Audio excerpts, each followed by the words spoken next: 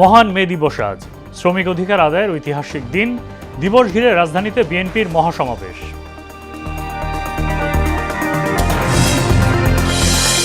দোসরা মে সিলেট যাচ্ছেন প্রধানমন্ত্রী। ৩ প্রকল্পের ভিত্তিপ্রস্তর উদ্বোধন, 2টি সমাবেশে যোগ দেবেন সরকার প্রধান। নগর জুড়ে উৎসবমুখর পরিবেশ। টাঙ্গাইলে অবাধে ফসলি জমি পাহাড় কেটে ইটভাটায় বিক্রি করছে প্রভাবশালী মাটিখেকো চক্র। হুমকির মুখে বসতবাড়ি, রাস্তাঘাট, জীববৈচিত্র্য।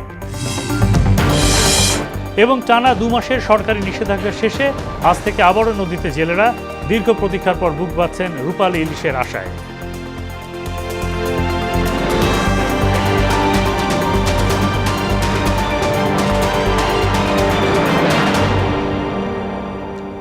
আসসালামু আলাইকুম, মোহনা সংবাদে সবাইকে স্বাগত। এতক্ষণ শুনছিলেন শিরোনাম, পুরো সংবাদের সঙ্গে আছি মোহাম্মদ সাইফুল ইসলাম খান। শুরুতেই মহান মে দিবস প্রসঙ্গ।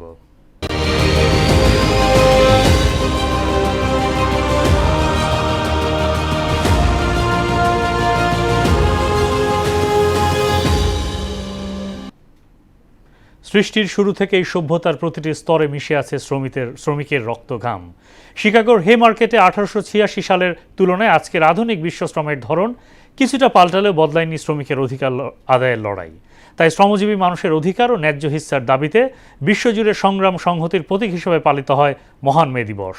এদিনের রক্তঝরা ইতিহাস নিয়ে মিশাল বিনতে আনোয়ারের ডেস্ক রিপোর্ট। ধরেও দেশে নিশ্চিত হয়নি শ্রমিকের ন্যায্য মজুরি। প্রতি বছরই মে দিবস আসে যায়, কিন্তু শ্রমিকের শোষণ বঞ্চনার গল্প যেন একই থেকে যায়। বদলায় না মূল্যস্ফীতির জাতাকলে পিষ্ট শ্রমিকের ভাগ্য। অর্থনীতির প্রধান চালিকা শক্তি শ্রমিকের কর্মক্ষেত্রেও নেই নিরাপত্তা ও সামাজিক সুরক্ষা। এমন পরিস্থিতিতে দেশ জুড়ে পালিত হচ্ছে মহান মে দিবস। শ্রমিকের জীবনমান নিশ্চিতে সরকারের প্রতি বাস্তবসম্মত পদক্ষেপ নেওয়ার আহ্বান জানিয়েছেন অর্থনীতিবিদরা। কামাল হোসেনের ক্যামেরায় উষা ফেরদৌসের রিপোর্ট। গাবতলী ও আমিনবাজারের তুরাগ নদ ঘেঁষা বালুরঘাট, এখানে হাজারো শ্রমিকের কাজ শুরু হয় দিনের আলো ফোটার আগেই। 25 কেজির এক একটি বালুর ঝুড়ি টেনে ঝুড়ি প্রতি পারিশ্রমিক জোটে 2.5 টাকা। দিন শেষে মজুরি মেলে 8 থেকে 900 টাকা। সকাল 4টা থেকে বিকাল 5টা তুরি, 40 জুড়িতে 100 টাকা। মজুরি হয় না, যে সময় কামে আই হাসতে মজুরিও লাগে 3000 টাকা, এখন পাই 1000 টাকা। এটা লিগ্যাল যে পারিশ্রমিক একটাই আছে, এইটা আমরা পাচ্ছি না। 12-13 ঘন্টা কাজ করার পরে 1000-1100 টাকাই আসে। আজ থেকে আরো 10 বছর আগে যেরকম ছিল তখন এরকম আছে। অর্থনীতির প্রধান চালিকা শক্তি হয়েও যুগ যুগ ধরে হতাশা আর ক্লান্তিকে সঙ্গী করেই সভ্যতার বোঝা বয়ে বেড়াচ্ছেন শ্রমিকরা। তারা জানেন না এই বঞ্চনার শেষ কোথায়। সাধারণ বাংলাদেশের মানুষ এত কষ্টে আছে যে বাজারে গেলে বাজার করতে পারে না। 500 টাকা হারিয়ে পায়, বাজারে গেলে 1000 টাকা বাজার হয় না, লাস্টে না খায় ঘুমাইতে হয়। আগে যে কাজ করেছি সেই হিসেবে এখন রেট খুবই কম, মজুরি কম আর কি। রাতে 2টার সময় ওটা মনে করো যে এখন 5টা বাজতে পারে, সন্ধ্যা লাগতে পারে, এই আমরা দিন মজুরি কাজ করি। কারণ আমার ফ্যামিলিতে মনে করেন 9 জন খাওয়াই, 800-900 টাকা দিয়ে কেমনে চলবে। অধিকার নেই বলেই স্বাস্থ্য ঝুঁকি, এমনকি মৃত্যু ঝুঁকি উপেক্ষা করেই শ্রমিককে কাজ করতে হয় বলে মনে করেন এই অর্থনীতিবিদ। অপ্রাতিষ্ঠানিক জায়গায় আসলে শ্রমিকদের অধিকার রক্ষা করাটা অনেক সময় সরকারের কাছে চ্যালেঞ্জ। বাংলাদেশ উন্নত হচ্ছে, কিন্তু আমাদের ফর্মালাইজেশনস অফ ইনফর্মাল ইনস্টিটিউশনস সেই জায়গাটা হচ্ছে না, যে আমি প্রাতিষ্ঠানিক রূপ দিব অপ্রাতিষ্ঠানিক জায়গায়। যখনই প্রাতিষ্ঠানিক রূপ পায় তখন শ্রমিকরা রিলেটিভলি অনেক ভালো থাকে। অতএব এই জায়গাটায় সরকার যদি গুরুত্ব দেয় তাহলে অটোমেটিক্যালি প্রাইভেট সেক্টরে শ্রমিকের যে অধিকার, মে দিবসের যে দাবি, সবকিছুই বাস্তবায়িত হবে। তাদের শ্রম ঘামে সমাজে কথিত সভ্যতার সৃষ্টি বলেও জানায় অর্থনীতিবিদরা। দিন বদলায়, সমাজ বদলায়, সভ্যতা বিকশিত হয়। শুধু বদলায় না, যাদের শ্রম আর ঘামে অর্থনীতির চাকা সচল থাকে। তাই এই শ্রমিক দিবসে শ্রমিকদের প্রশ্ন, আর কত দিবস পালন করলে ফিরে পাবে তাদের ন্যায্য অধিকার। উষা ফেরদৌস, মোহনা সংবাদ, সাভার। মহান মে দিবস উপলক্ষে আজ মহাসমাবেশ করতে যাচ্ছে বিএনপি। দলটির কেন্দ্রীয় কার্যালয়ে দুপুর 2:30টায় হবে শ্রমিক সমাবেশ। বৃহস্পতিবার এক ব্রিফিংয়ে প্রধানমন্ত্রীর রাজনৈতিক উপদেষ্টা নজরুল ইসলাম খান বলেন, মহাসমাবেশে বক্তব্য রাখবেন সরকার প্রধান তারেক রহমান। এদিকে প্রধানমন্ত্রীর আরেক উপদেষ্টা রুহুল কবির রিজভী বলেন, কর্মসূচিতে ব্যাপক লোক সমাগম হবে।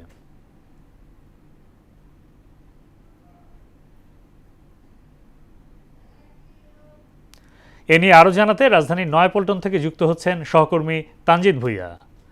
তানজিদ, মহান মে দিবস উপলক্ষে বিএনপির মহাসমাবেশের সার্বিক চিত্র আমাদের জানাবেন।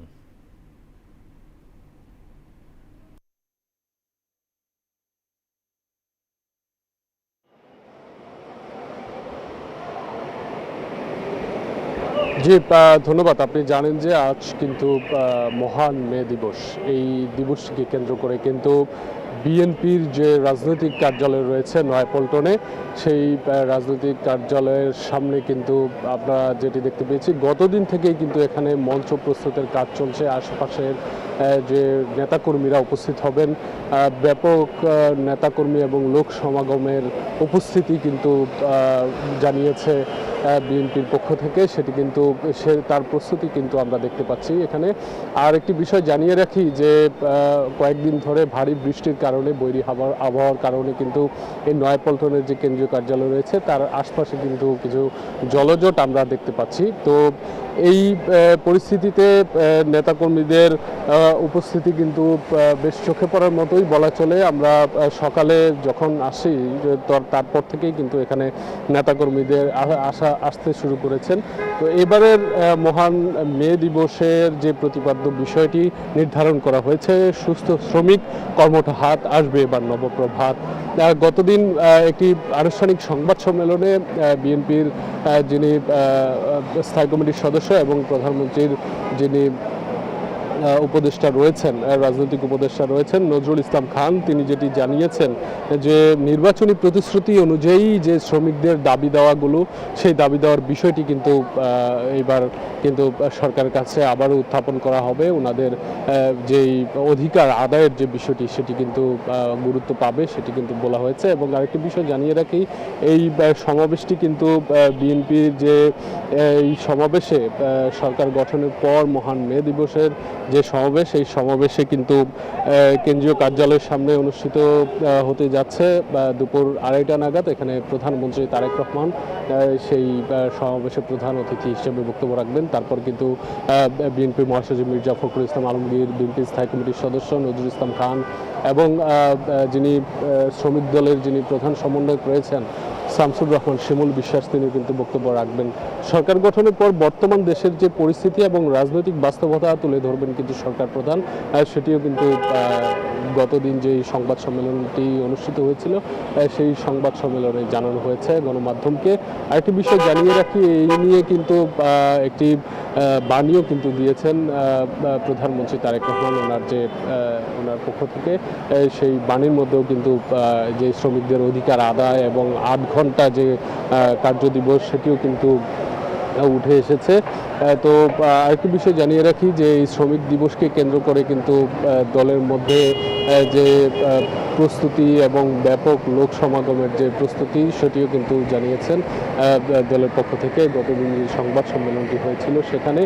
এবং এই বিএনপি সরকার গঠনের পর এই প্রথম মহান মে দিবস উপলক্ষে সরকারের পক্ষ থেকে এবং বিএনপির পক্ষ থেকে।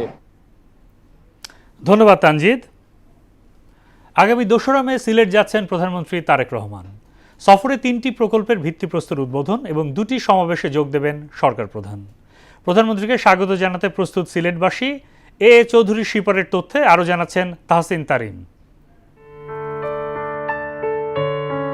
সরকার গঠনের পর প্রথমবারের মতো সিলেট সফরে যাচ্ছেন প্রধানমন্ত্রী তারেক রহমান। শনিবার সকাল 10টায় সিলেট ওসমানী আন্তর্জাতিক বিমানবন্দরে পৌঁছাবেন তিনি। পরে হযরত শাহজালাল মাজার জিয়ারত করবেন প্রধানমন্ত্রী।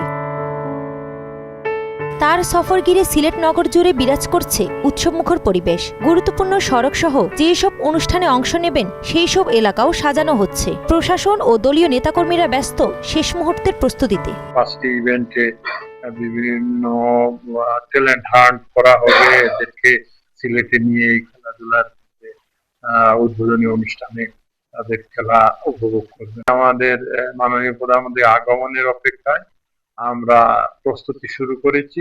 বেলা 11টায় নগরের চাঁদনীঘাটে জলাবদ্ধতা নিরসন প্রকল্পের উদ্বোধন করবেন সরকার প্রধান। এরপর সুধী সমাবেশে যোগ দেবেন তিনি। দুপুর 12টায় সদর উপজেলার কান্দিগাঁওয়ে বাসিয়াখাল উদ্বোধন ও বিকেল 3টায় সিলেট জেলা স্টেডিয়ামে নতুন করে স্পোর্টস প্রতিযোগিতার উদ্বোধন করবেন প্রধানমন্ত্রী।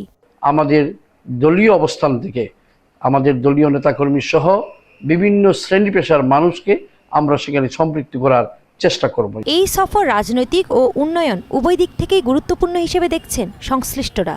সিলেটবাসীর মধ্যেও তৈরি হয়েছে বাড়তি প্রত্যাশা। অতীতে যেভাবে যখন তিনি দলের প্রধান ছিলেন তখনও মানুষ উপচে পুরো ভিড় ছিল রাস্তার দুপারে, এবং তিনি যে রাস্তায় গিয়েছেন সেখানে এবারও এর ব্যত্যয় হবে বলে আমার মনে হচ্ছে না। বিকেল 5টায় সিলেট জেলা শিল্পকলা একাডেমিতে দলীয় সভায় অংশ নেবেন তারেক রহমান। তাহসিন তারিন, মোহনা সংবাদ। টাঙ্গাইলের মির্জাপুরে প্রভাবশালী মাটি খেকো চক্র অবাধে ফসলি জমি ও পাহাড়ের মাটি কেটে ইটভাটায় বিক্রি করছে। ফলে হুমকির মুখে পড়েছে বসতবাড়ি, রাস্তাঘাট ও জীববৈচিত্র্য। সেই সঙ্গে রাস্তার ধুলোবালিতে এলাকায় বসবাস করা দুষ্কর হয়ে পড়েছে। প্রশাসন মাঝে মাঝে অভিযান চালালেও থামছে না এই অবৈধ মহোৎসব। মীর আনোয়ার হোসেন টুটুলের তথ্যে বিস্তারিত জানাচ্ছেন ডলি বিনতে মনোয়ারা।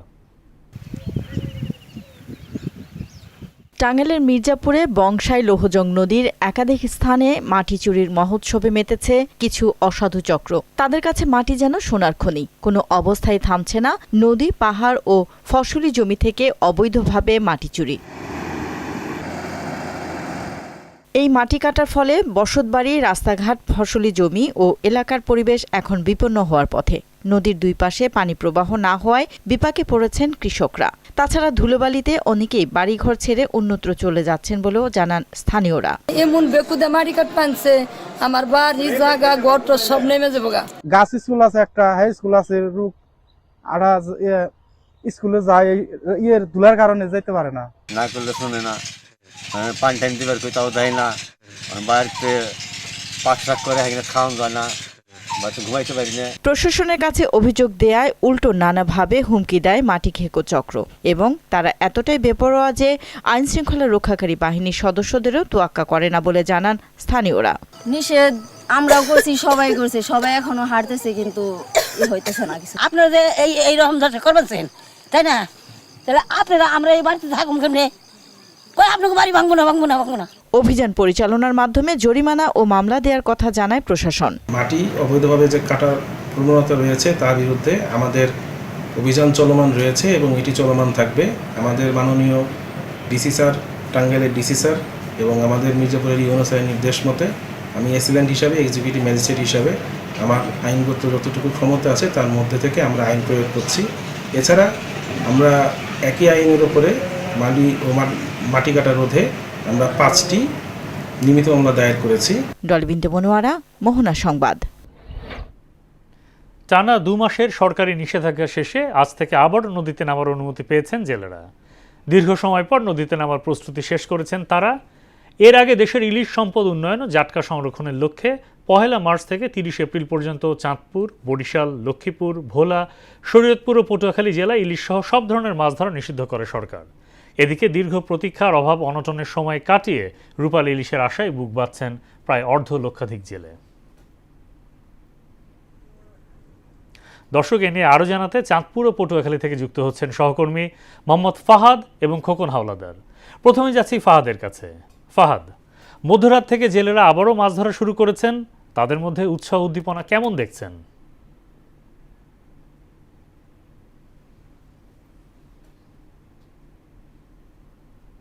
সর্বদী পর্যন্ত প্রায় 70 কিলোমিটার জুড়ে কিন্তু প্রায় চাঁদপুরের 1.5 লক্ষ জেলে কিন্তু নদীতে নামার ব্যাপক প্রস্তুতি নিয়েছেন। এবং আমরা বৈরিক যে আবহাওয়া গত কিছুদিন যাবতই কিন্তু ঝড় বৃষ্টি কিন্তু এই উপেক্ষা করতে কিন্তু তারা তাদের জীবন যুদ্ধ টিকে রাখার জন্য কিন্তু তারা মধ্যরাত থেকে কিন্তু তারা নদীতে নেমে গিয়েছেন। আমরা যদি বলে রাখি যে 2 মাস তারা অলস সময় কাটিয়েছেন, সেই 2 মাস যে সরকারি পক্ষ থেকে যে পরিমাণ ত্রাণ সহায়তা দেওয়া হয়েছে কিন্তু তারা বলছে যে তাদের কাছে খুবই সামান্য। এবং এই শুধু যে ত্রাণ দেওয়া হচ্ছে তার পাশাপাশি তাদের নগদ অর্থ দিলে হয়তো প্রশাসন থেকে তারা আরেকটু ভালোভাবে চলতে পারতো।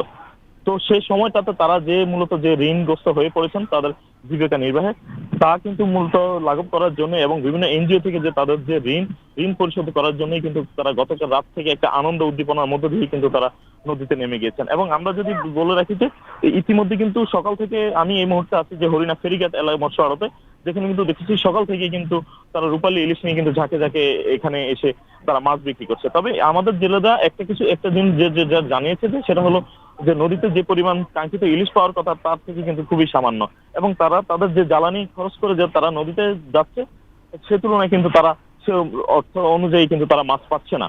এবং আমরা যদি জানিয়ে রাখি যে তারপরও জেলেরা আশা করছে যে তারা এই সময়টাতে তারা তাদের কাঙ্ক্ষিত ইলিশ ধরে কিন্তু তারা তাদের যে অবসর সময়ের যে ঋণ এবং তাদের যে দরিদ্রতা তারা লাঘব করবে বলে আমাদেরকে জানিয়েছেন। যদি আরেকটু বিষয় জানি, পরিচালনা হলেও কিন্তু তারা এই সময়টাতে আনন্দের মধ্যে এক প্রকার কিন্তু তারা নদীতে যাচ্ছে। এ ছিল চাঁদপুরের সর্বশেষ। আমরা এই মুহূর্তে আমার সহকর্মী পটুয়াখালী থেকে সহকর্মী খোকন।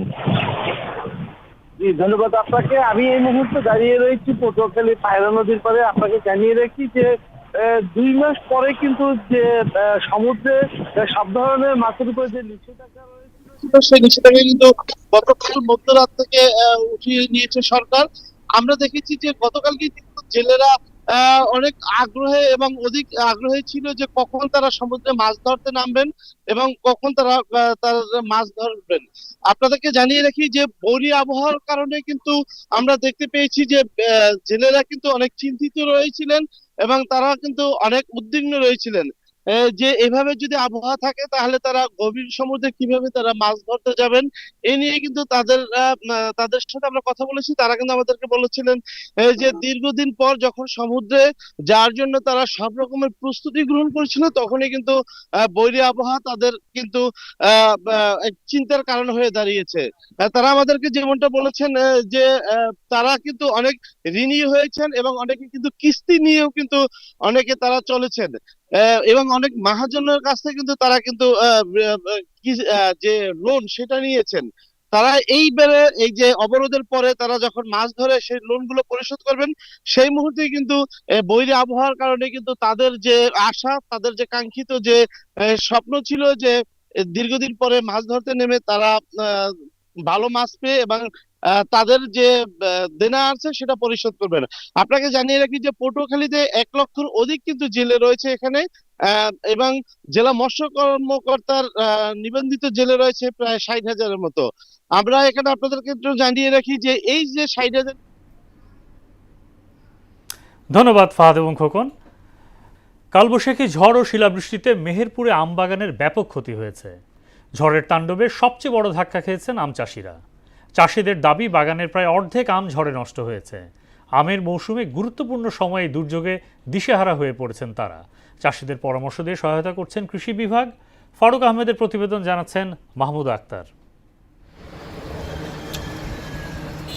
মেহেরপুরে কালবৈশাখী ঝড় ও শিলাবৃষ্টিতে জেলার বিভিন্ন এলাকার আম বাগানের ক্ষতি হয়েছে।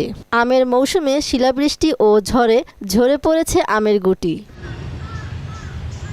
পাশাপাশি ঝড়ের তীব্রতায় গাছের ডালপালা এবং পাতাও ক্ষতিগ্রস্ত হয়েছে। এতে চলতি মৌসুমে আম উৎপাদনে নেতিবাচক প্রভাব পড়বে বলে আশঙ্কা করছেন আম বাগানের মালিকরা। পানি হইতে ঝড় হইতে ঝড় মোটা আমের কিছু অনেক গুটিকে পড়ে গেছে আর কি, অনেক গুটি পড়ে গেছে। ঝড়টা এই সময় আসলে আমাদের আমের জন্য একটা বিরাট ধরনের ক্ষতির সম্মুখীন আমরা হয়ে যাই। আম অনেক ধরে গেছে, মানে অদাবধি ধরে গেছে, ঝড় বৃষ্টির কারণে সব ধরে গেছে, ডালমাল ভেঙে ছিঁড়ে ধরে গেছে। কোনো কাটা ভুল ছিল, ঝড়ের পরপরই বাগানের পরিচর্যা জরুরি। আম চাষিদের পরামর্শ দিয়ে সহায়তা করছে কৃষি বিভাগ। কৃষক ভাইদের জন্য পরামর্শ থাকবে যাদের আম বাগান রয়েছে, ঝড়ের পরপরই আমের দিকে একটু যত্ন নিতে হবে, কারণ এই সময় আমে পচন দেখা দিতে পারে, ফল ঝরা দেখা দিতে পারে এবং ফল ফাটা রোগ দেখা দিতে পারে। মেহেরপুর জেলায় প্রায় 4,000 হেক্টর জমিতে আমের বাগান রয়েছে। মাহমুদা আক্তার, মোহনা সংবাদ। এবার সারা দেশে অনুষ্ঠিত সভা সমাবেশ নিয়ে প্রতিনিধিদের পাঠানো তথ্য ও চিত্রের ডেস্ক রিপোর্ট। ফেনী ছাগলনাইয়া উপজেলায় সিনিয়র যুব আহ্বায়ক মোহাম্মদ নেসার উদ্দিন ছোটন মজুমদার পৌরসভার মেয়র পদে দলীয় মনোনয়ন পেয়ে স্থানীয়দের সাথে সৌজন্য সাক্ষাৎ ও কুশল বিনিময় করেছেন। সাতক্ষীরার শ্যামনগরে উপজেলা প্রশাসন ও মৎস্য অধিদপ্তরের আয়োজনে সমুদ্রে মৎস্য আহরণে বিরত থাকা নিবন্ধিত 136 জেলের মাঝে 11 মেট্রিক টন ভিজিএফ এর চাল বিতরণ করা হয়েছে। ঝিনাইদহের মহেশপুরে সিরামিক্স কারখানার বর্জ্যের হাত থেকে ফসলি জমি রক্ষায় উপজেলার সারাতলা এলাকায় তুষার সিরামিক্স কারখানার সামনে মানববন্ধন করেছেন স্থানীয় কৃষকরা। বীরশ্রেষ্ঠ শহীদ ক্যাপ্টেন মহিউদ্দিন জাহাঙ্গীর সেতুর টোল ফ্রি করার দাবিতে সড়ক ও জনপদ ভবনের সামনে মানববন্ধন করেছে চাঁপাইনবাবগঞ্জ নাগরিক অধিকার আদায় কমিটি। জয়পুরহাটের পাঁচবিবি উপজেলা প্রশাসনের আয়োজনে আইনশৃঙ্খলা কমিটির মাসিক সভা অনুষ্ঠিত হয়েছে।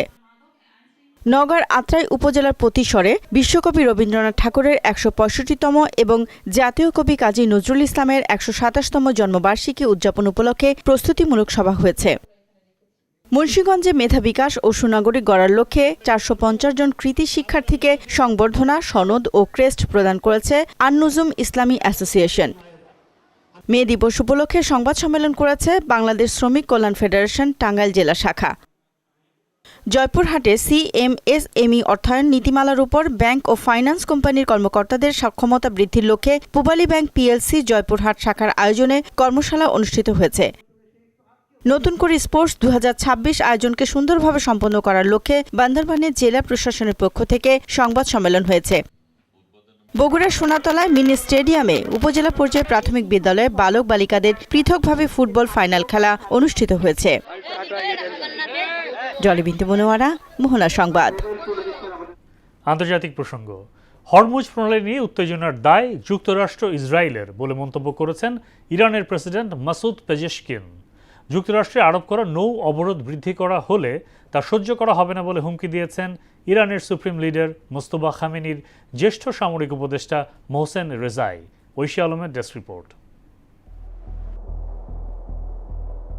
যেসব বিদেশি হাজার কিলোমিটার দূর থেকে লোভ ও বিদ্বেষ নিয়ে এই অঞ্চলের সমুদ্র সীমায় এসেছে, তাদের স্থান হবে সমুদ্রের তলদেশে। আর ইরান ও তার প্রতিবেশী আরব দেশগুলো উন্নতি করবে বলে মন্তব্য করেছেন ইরানের সুপ্রিম লিডার মোস্তফা খামেনি। যুক্তরাষ্ট্র ও ইরানের চলমান যুদ্ধবিরতির মধ্যেই ইরানের বিরুদ্ধে হাইপারসনিক ক্ষেপণাস্ত্র মোতায়েনের জন্য মার্কিন প্রতিরক্ষা মন্ত্রণালয়ের কাছে আবেদন করেছে দেশটির সামরিক বাহিনীর কেন্দ্রীয় কমান্ড সেন্টকম। হরমুজ প্রণালী ঘিরে চলমান উত্তেজনার দায় যুক্তরাষ্ট্র ও ইসরায়েলের বলে মন্তব্য করেন ইরানের প্রেসিডেন্ট মাসুদ পেজেশকিয়ান। একই সঙ্গে তিনি শত্রু দেশগুলোকে এই জলপথ থেকে দূরে রাখার সিদ্ধান্তকে সমর্থন দেন। যুক্তরাষ্ট্রের আরোপ করা নৌ অবরোধ বৃদ্ধি করা হলে তার সহ্য করা হবে না বলে হুমকি দিয়েছেন ইরানের সুপ্রিম লিডার মোস্তফা খামেনির জ্যেষ্ঠ সামরিক উপদেষ্টা মোহসেন রেজাই। অবরোধের সময় বাড়ানো হলে ইরানের জবাব দেবে বলে হুঁশিয়ারি দেন তিনি। এদিকে নিজের সামাজিক যোগাযোগ মাধ্যম ট্রুথ সোশ্যালে কোনো ক্যাপশন ছাড়াই হরমুজের একটি মানচিত্র শেয়ার করেন ট্রাম্প। তাতে হরমুজের বদলে প্রণালীটির নাম লেখা হয়েছে ট্রাম্প প্রণালী। ঐশী আলম, মোহনা সংবাদ। ইরানের ইউরেনিয়াম ইস্যুতে যুক্তরাষ্ট্রকে সহযোগিতা করতে রাশিয়া প্রস্তাব দিয়েছে বলে দাবি করেছেন মার্কিন প্রেসিডেন্ট ডোনাল্ড ট্রাম্প। আর তেহরানের সর্বশেষ প্রস্তাব ট্রাম্প কর্তৃক প্রত্যাখ্যানের পর নতুন অস্ত্র উন্মোচনের হুমকি দিয়েছে ইরানের সামরিক বাহিনী। এদিকে মধ্যপ্রাচ্য ছাড়ছে বিশ্বের বৃহত্তম বিমানবাহী রণতরী ইউএসএস জেরাল্ড আর ফোর্ড। অন্যদিকে হরমুজ পুনরায় চালু করতে আন্তর্জাতিক সাহায্য খুঁজছে যুক্তরাষ্ট্র। দর্শক, এই পর্যায়ে জানিয়ে দিচ্ছে আজকের সংবাদপত্রের গুরুত্বপূর্ণ শিরোনাম।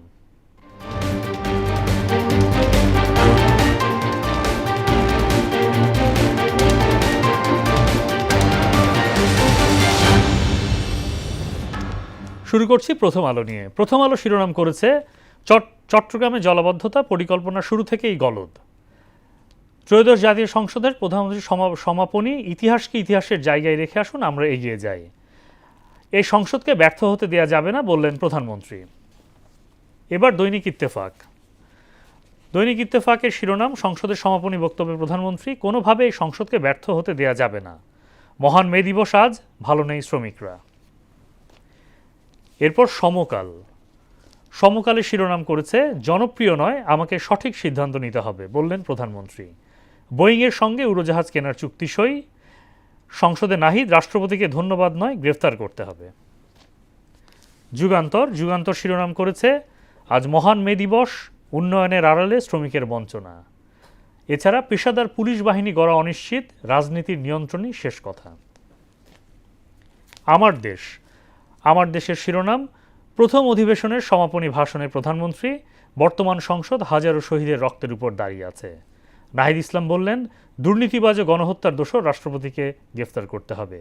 আর বিরোধী দলীয় নেতা বলছেন, কোপাকুপি বাদ দিয়ে আসুন, ঐক্যবদ্ধভাবে এগিয়ে যাই। এই ছিল সংবাদপত্রের গুরুত্বপূর্ণ শিরোনাম। শেষ করব মোহনা সংবাদ, যাবার আগে শিরোনামগুলো আরও একবার।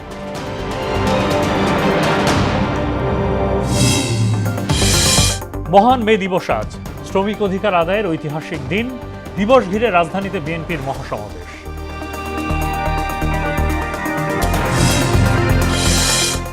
2রা মে সিলেট যাচ্ছেন প্রধানমন্ত্রী। 3 প্রকল্পের ভিত্তিপ্রস্তর উদ্বোধন, 2টি সমাবেশে যোগ দেবেন সরকার প্রধান। নগর জুড়ে উৎসবমুখর পরিবেশ। টাঙ্গাইলে অবাধে ফসলি জমি পাহাড় কেটে ইটভাটায় বিক্রি করছে প্রভাবশালী মাটিকেটু চক্র। হুমকির মুখে বসতবাড়ি, রাস্তাঘাট, জীববৈচিত্র্য। এবং টানা 2 মাসের সরকারি নিষেধাজ্ঞা শেষে আজ থেকে আবারও নদীতে জেলেরা দীর্ঘ প্রতীক্ষার পর বুক বাঁধছেন রূপালী ইলিশের আশায়।